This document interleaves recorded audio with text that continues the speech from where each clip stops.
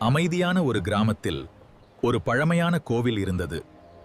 அங்கு வரும் ஒவ்வொருவரும் நம்பிக்கையுடன் திரும்புவார்கள்.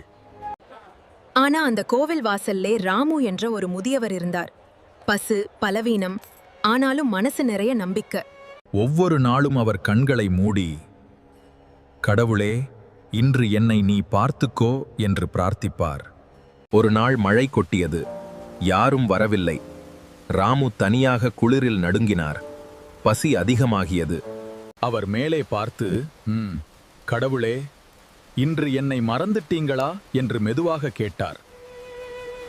அந்த நேரத்தில் ஒரு சிறிய பையன் கையில் சாப்பாடு பாக்கெட்டுடன் ஓடி வந்தான். தாத்தா, இத நீங்கள் வாங்கிக்கோங்க. ஏன்னு தெரியல, ஆனா உங்களுக்கு கொடுக்கணும்னு தோணுச்சு என்றான். என் பிள்ளையாகவே நீ வந்து என் பசியை போக்குகிறாய். ராமுவின் கண்களில் கண்ணீர். அவர் சிரித்துக்கொண்டு, நீங்க என்ன மறக்கல, வேற வழியில வந்தீங்க என்றார். கடவுள் நேரடியாக வரமாட்டார், ஆனால் சரியான நேரத்தில் சரியான மனிதர்களை அனுப்புவார். நம்பிக்கை வைத்திரு, அதிசயம் நடக்கும்.